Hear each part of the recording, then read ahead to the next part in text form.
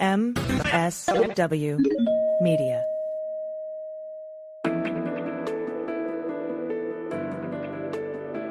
Spy Talk, a podcast at the intersection of intelligence, foreign policy, national security, and military operations. Hi there, I'm Jeff Stein. This is Spy Talk. For those of us who grew up during the Cold War, the world seems to have turned upside down in recent days. It hardly needs enumerating, but let's just say that hearing a president of the United States taking Vladimir Putin's side on much of anything, but particularly his brutal invasion of Ukraine, has been jarring, even otherworldly, to many of us. But I wanted to hear more of what the Ukrainians are thinking, and to that end, my guest today is Glenn Korn, a senior former CIA operations officer with wide experience in war zones who recently traveled to Ukraine on a kind of inspection trip, traveling around the country and taking the temperature of a wide variety of Ukrainians, from military and civilian officials to ordinary citizens. He's here with me now. Glenn Korn, welcome back to Spy Talk. We're in grim times here. You just came back from Ukraine. You went there a couple of weeks ago. Tell us what you saw, why you went, what you did. Well, thanks for having me on the show. I was in Ukraine for almost 3 weeks with a former colleague of mine, good friend, and a journalist from Australia who we know. So that was the beginning of our trip. We visited a couple of cities, traveled around, and spoke with a lot of Ukrainians, both in the government, civil society, friends we have, just to see what's going on, let them know that we are continuing our interest, or let's just say the Americans continue to remain very interested in what's going on and want to get the ground truth. And then at the end of our trip, we linked up with General Petraeus, who had a delegation there to attend a conference. And he asked that we join some of the meetings that he did, which was always a pleasure. It was a lot of fun, and brilliant guy. So it's fun to be with him. Mm-hmm. You say it's grim times, and it's definitely like there's a lot of turbulence, but I don't want to be too negative. And, we can get into like what's going on the ground there. And I'm sure since we left and got back, the White House meeting was not a good meeting. But hopefully things are going to right themselves. I give you my assessment on that when you're ready. Okay. What White House meeting was not a good meeting? Oh, the Oval Office meeting with Zelensky and Right. So you went there before all this happened. Right. We were there before that. And, when you say grim times, of course, it's grim times in many ways for the Ukrainians because they're being pounded.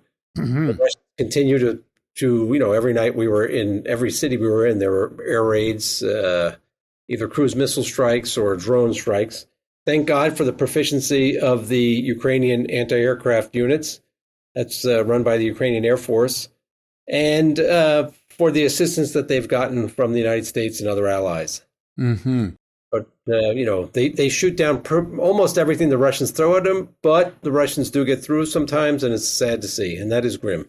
For sure. A little bit, to some degree, like London under the Blitz in 1940, and especially now they must be feeling pretty alone, although the Europeans seem to be rallying to their side. But I want to get back to what you saw and what you did.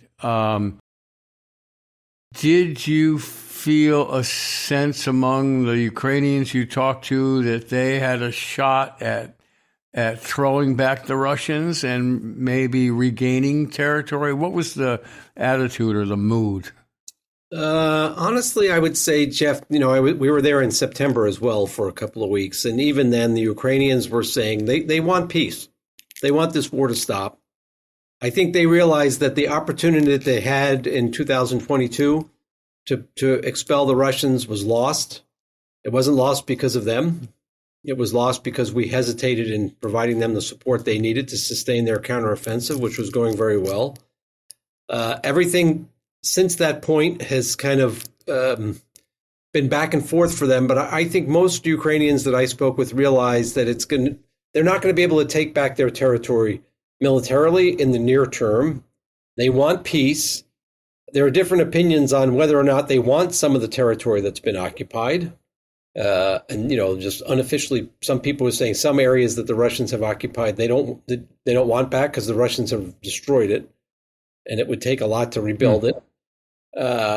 But most Ukrainians say they want their territory back, but I think they're also very realistic that it's going to take a long time, and maybe through diplomacy or economic development is a better way.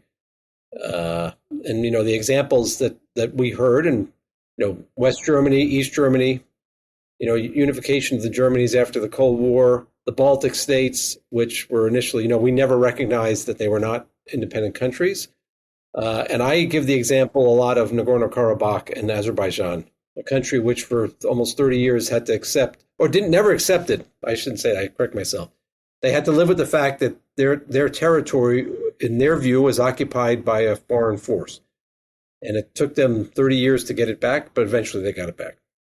I'm interested in what you said, that the Ukrainians seem to recognize that some territory they don't want back because it's been so wrecked. Can you drill down on that a little bit?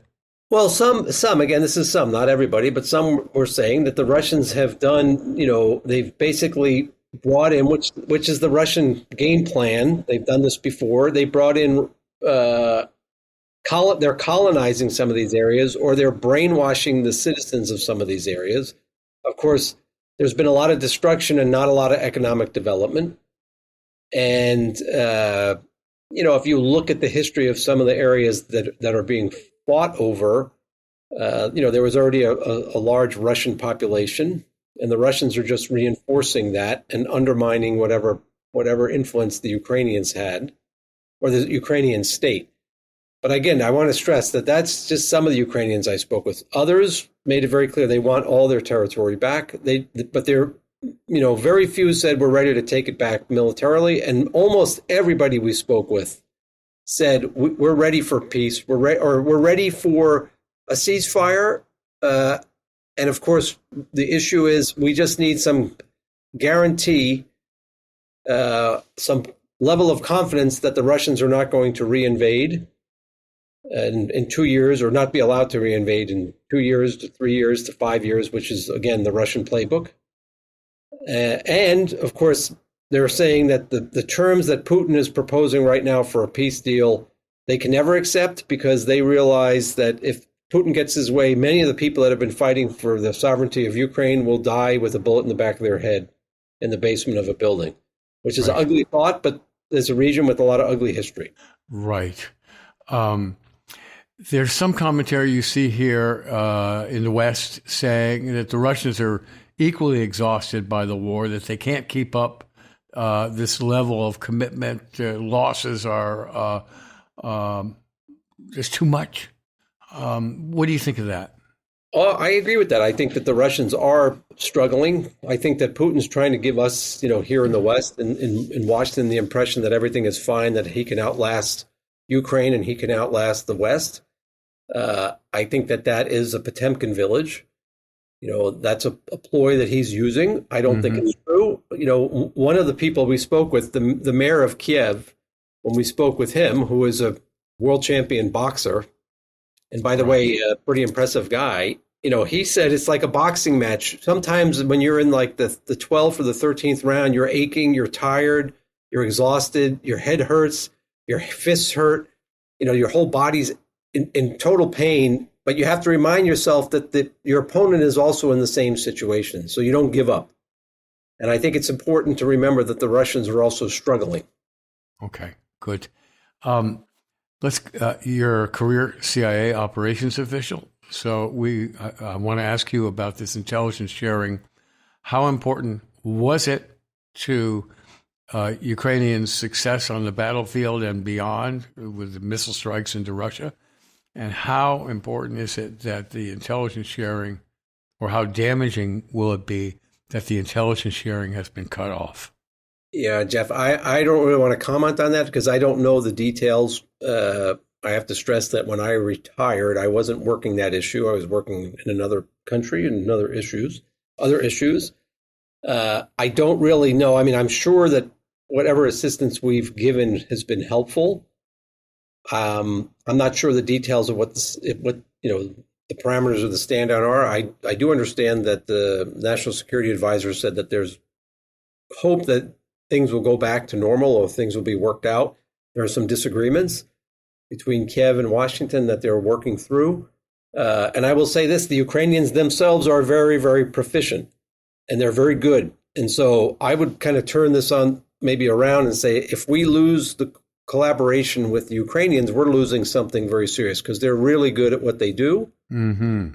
And that redounds to us, that their intelligence gathering on the Russians and their order of battle is very valuable to us. Well, this is one thing I said a lot since I've started traveling to Ukraine and coming back and talking about this issue publicly. I think we have to remember that one of the senior Ukrainian officials we met with said something which sticks in my head, and it should be very concerning to all the listeners. He said, when this war is over, and it's going to come to an end probably soon, there will be an agreement. The world is going to be flooded with Russian and Ukrainian mercenaries. You have thousands and thousands of fighters who've been on the front, and they don't know anything but war for the last 3 years. When we think about any of us who've been in, like what we call the war zones, difficult situations, high threat environments for long periods of time, PTSD is a factor which, we've all learned the hard way, going back to, probably every war. Mm-hmm. But after Vietnam, the Vietnam War syndrome they talked about, now Iraq, Afghanistan on the American side.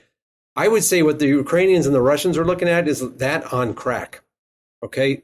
I mean, how many millions of troops have been on the front lines in World War I style conditions? And when they come back from the battlefield, what are they going to do? And so one of the things the Ukrainians are, saying is we're going to need help rehabilitating, finding work for these people. Of course, the Russians are going to have the same problem. I don't know if they're thinking about that. It seems that they are not, because I don't know that they really. I'm not going to speak for the Kremlin, but Russia is going to be faced with. It's already being faced with the wave of violent crime, in economic instability, social instability from all the veterans that are returning. You read like some of the Russian media and some of the stories that are coming out of Russia, and a lot of these people are going to be looking for work. And remember the 90s, organized crime problems around the world, brain drain. And of course, on the Ukrainian side and the Russian side, don't get the Russians, don't underestimate them. They're very creative. On both sides, there are people that have been designing weapon systems that are very, very effective. Some like off-the-shelf tools. You don't need a major corporation to produce them. And they've been killing people with these weapons very effectively. People are going to be out there to hire them, to use them, whether it's transnational crime groups, narcotics, terrorist organizations. And we need partners like the Ukrainians to help us stop all that. Okay? We need our European partners and other, what we call liaison services to help us deal with it. That's how we dealt with the CT problem for years, through partnerships. Mm-hmm. And I have to say this, many of your listeners probably think I'm crazy, but we also probably going to need the Russians to clamp down this problem in the future. How do you see that happening? Well, so if the problem's coming out of Russia, and in the 90s, there was a dialogue on counterproliferation. There were efforts to try and make terrorism, loose nukes, terrorism. And so, it's not easy, but if the problem's coming out of Russia, and if the Russians realize, and they have to be made to realize it's not in their best interest to let that problem spread, right? Then we're going to need some assistance making sure that those problems don't become bigger problems around the world. Not just us. We're not just going to need it. The Europeans are going to need it. Middle East is going to need it. Everyone's going to need it. Did you get a sense when you were in Kiev that Ukrainians are aware of or are experiencing already this problem of social breakdown? Yes. And crime because of the dislocations of the war and destruction of the war? Yes. I think that they're struggling with this. The other thing they're struggling with is a labor shortage, because a lot of the people are going to the front to fight, so they're having a hard time with some services because a lot of Ukrainians have left the country and a lot of skill has left. They don't really want to come back to the country for obvious reasons. or, there's all kinds of stresses that are on people. And let's think about this, Jeff. Every night there are air raids going off. And so when an air raid goes off, you're supposed to go to a bunker. Think about the children. Think about the teenagers that are living like that, the stress on the parents. When we were driving down the street one day and I saw two kids walking down, like going to the school with their backpacks. And, think about the parents that have to let their kids walk down the street. What happens if they get hit by a drone? Yeah. Right. So this is I'm sure this is wearing on the Ukrainian people. Many of the people we spoke with are very aware of it. They're very concerned about it. They're looking for ways to deal with it. And many said that, Ukraine is going to need a lot of assistance. In general, how would you assess what you were hearing from Ukrainian officials and military people, political people, intelligence people, and so on, about, first of all, about the factor of support from the U.S. and the Europeans? How big a factor does that play into their psychology? I think the biggest thing for them is the moral support. The idea that we understand that their territory has been stolen, has been grabbed. The military support obviously has been very important to them. I go back to a discussion we had back in September of 2023, where a very senior Ukrainian military commander told me, he said, in the beginning, in February of 2022, when the Russians came mass across the border, he said his troops were overwhelmed, outgunned, outnumbered, and the morale initially was very low. But when the first Javelin did its magic, he said the morale went like this. Boom. Every time they get a new weapon system from the United States, it gave them an incredible amount of confidence. And so I think, obviously, that our support is very, very important. And they're looking like long term. They're looking, okay, they're already talking about rebuilding their country. They're already talking about the economic recovery. That's pretty optimistic. Well, I think they know they have no choice. And the other thing that they were saying, and which is ironic, is they all say, we're talking about this rare earth, agreement. Many of the Ukrainians are saying, we want Americans to do something like this. We want Americans coming in to do business. We want them side by side with us. We want to learn. In fact, that they had been talking about that for a number of years now. Yeah. We have to take a break right now. We'll be back in a second. Okay, we're back. That seems to, all this lays on the assumption that the Ukrainians are going to get a settlement that they can live with.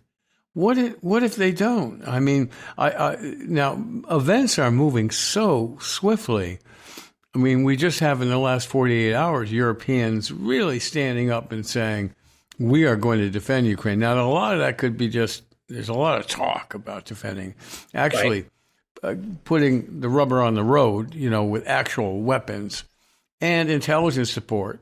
And the general opinion I've heard is that the Europeans can't replicate the intelligence support that we give to the Ukrainians, from the Starlink system to advanced satellite communications and targeting and so on. The Europeans just not really up to snuff with it. I mean, there's just no comparison to the kind of assets we bring to the field.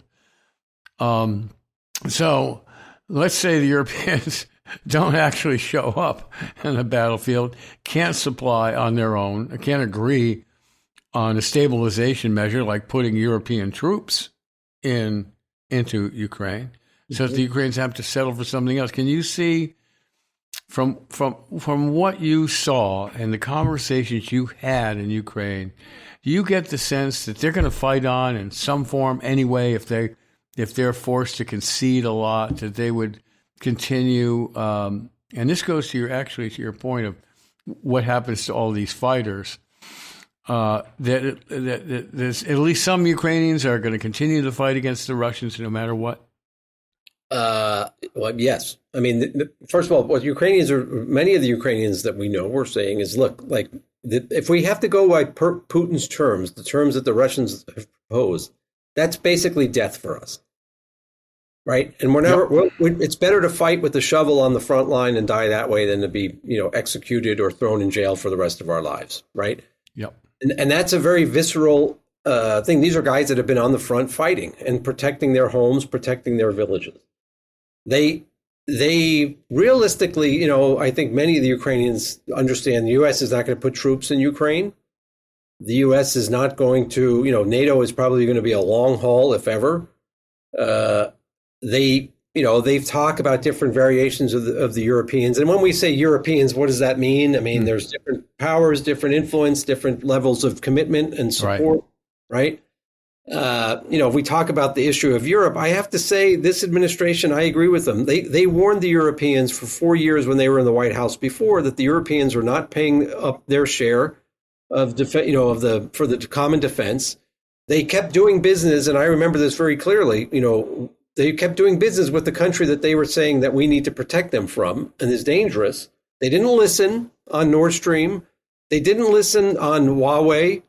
Right. And now all of a sudden, we're the bad guys because this administration is saying enough is enough. Yeah, I must say, I'm hearing prominent voices in French and German parliament saying, look what happened. There was a lot of talk, but we didn't come to their aid.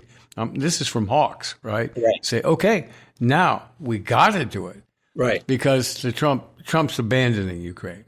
So it's now our time, and we told you had to put some meat behind all this bullshit about supporting Ukraine, and now we got to do it. We got to build up and defend ourselves, by the way, not just Ukraine.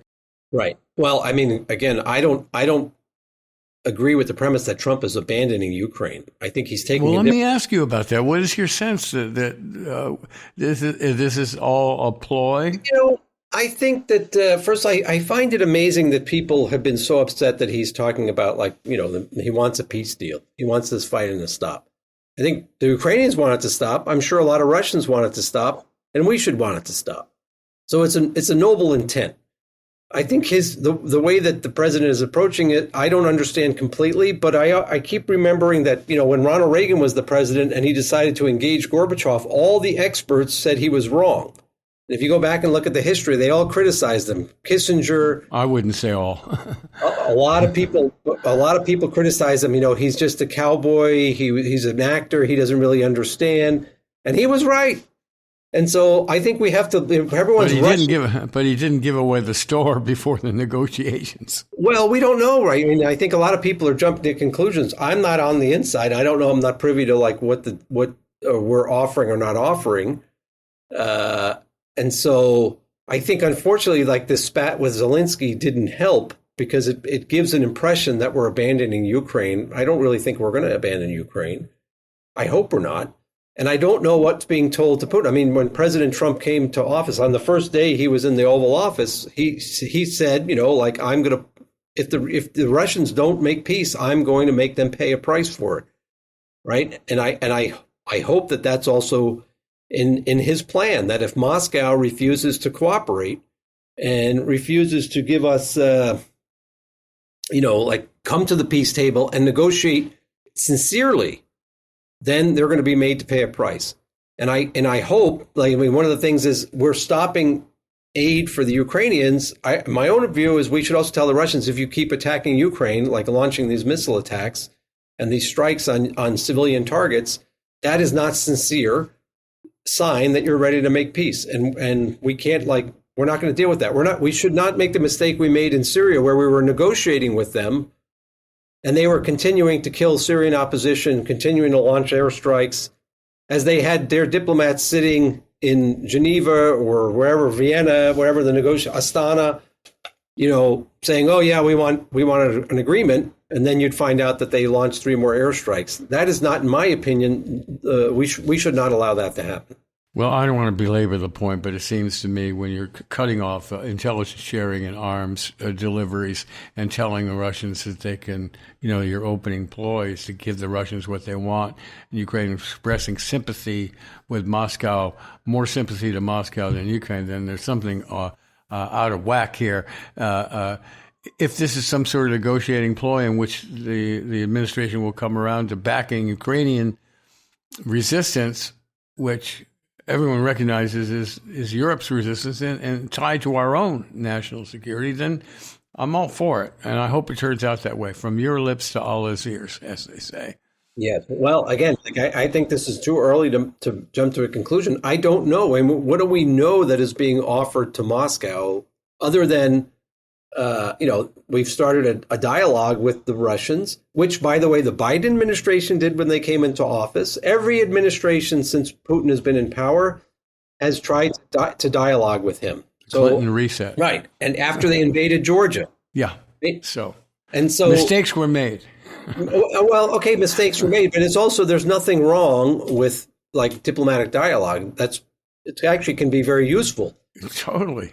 So I just hope that with that, because I support the president on what he's trying to do, I just hope that we understand the messaging that has to come with that too, is that like we are willing to cut off aid to the Ukrainians if they are not going to be cooperative, but also if the Russians are not going to be cooperative, we can't cut off aid, but what we can do is increase aid to the Ukrainians. What we can't do is increase pressure on the Russian economy.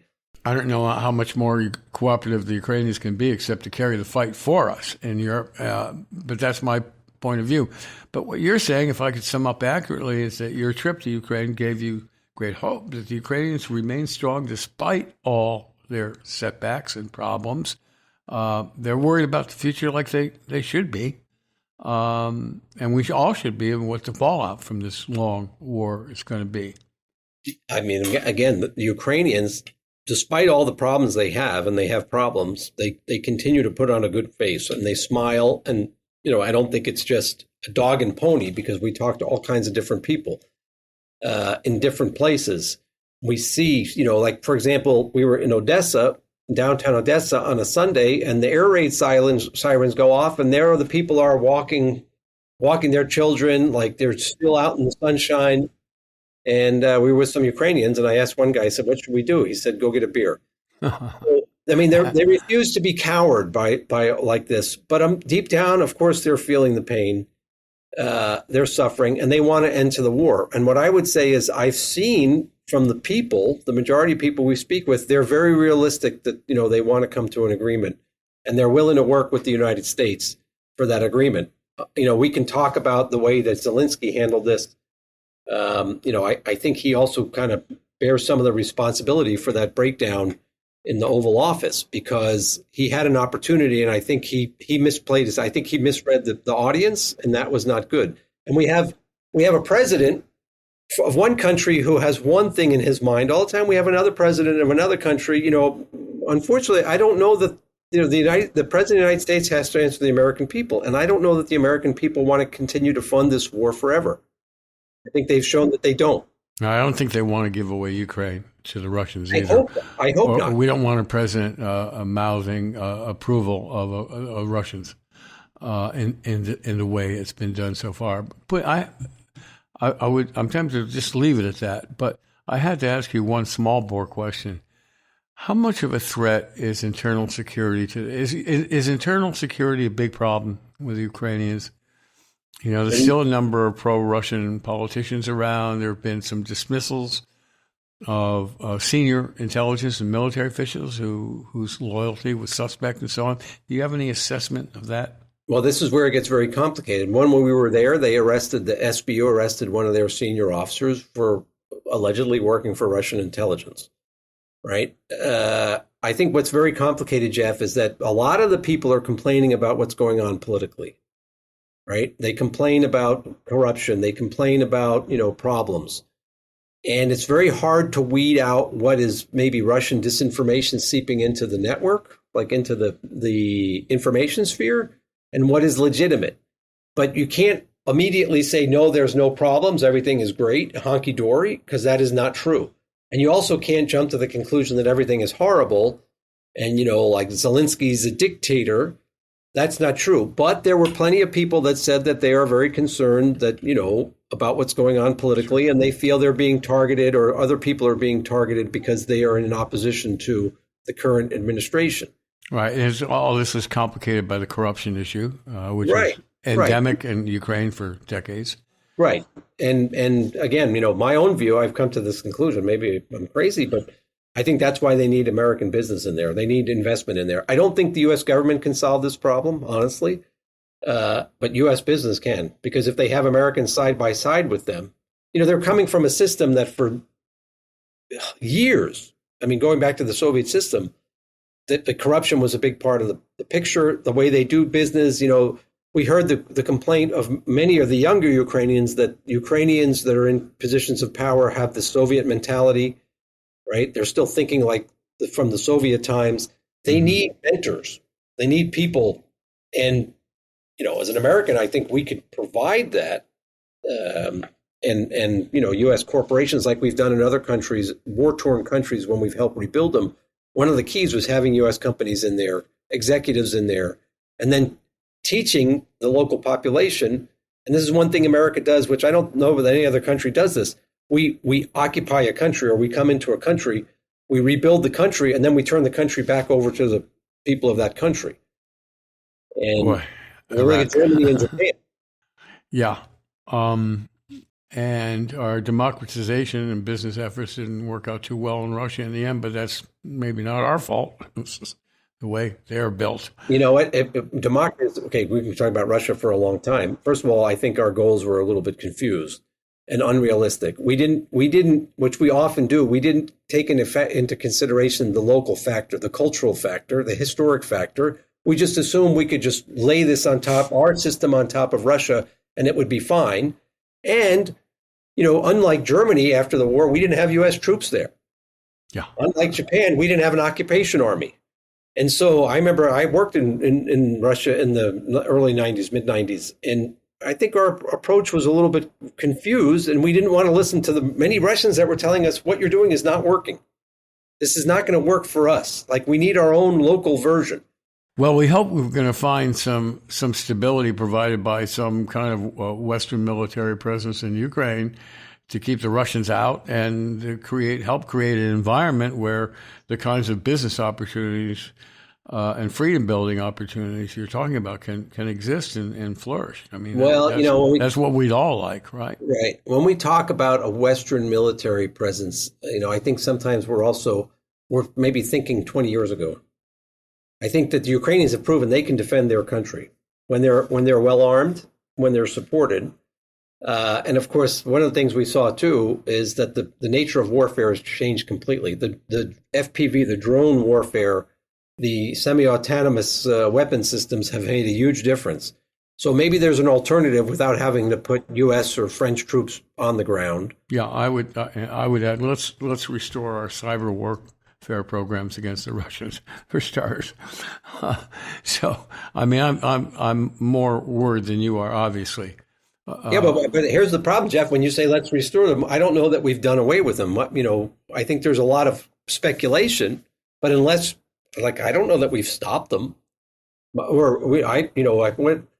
I've read a lot of different things, and so I just am very hesitant to come to it. I would say that if we stopped all our cyber efforts against any country that has been known to attack us as much as the Russians do, then that's a mistake. But yeah. I'm not. Well, as some of the cyber war experts and officials have been saying, it's not something you can shut off anyway.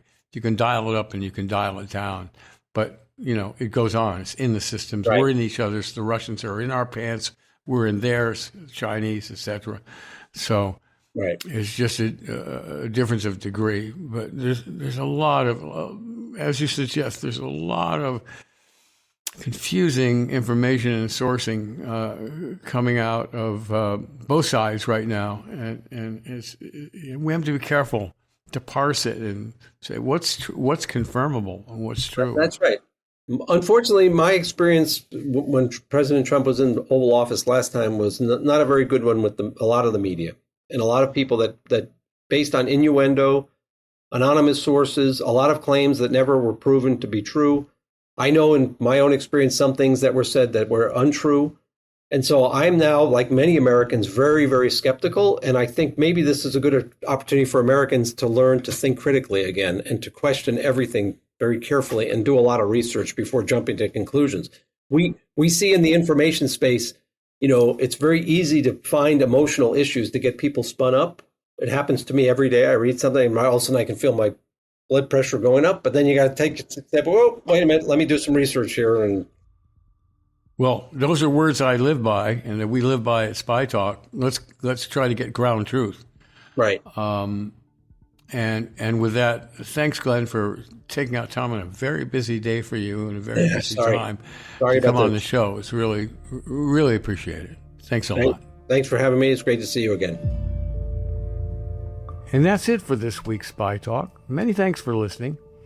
You can find lots more interesting conversations like this one in our archives, available at our home at the MSW Network or on Apple or wherever you get your podcasts. And if you haven't already, mosey on over to our Spy Talk newsletter on Substack, where my colleagues and I offer fresh reporting and analyses from the intersection of intelligence, foreign policy, and military operations. Just Google Spy Talk and you'll find your way there. This week's Spy Talk podcast was smoothly produced, as always, by Kanai and expertly edited by Molly Hockey for MSW Media. That's it. I'm Jeff Stein. See you around. For more original reporting and insights like this, subscribe to spytalk.co on Substack and follow us on Twitter at @talk_spy. If you enjoyed our podcast, subscribe and leave a review on Apple Podcasts, Spotify, or wherever you get your podcasts. MSW Media.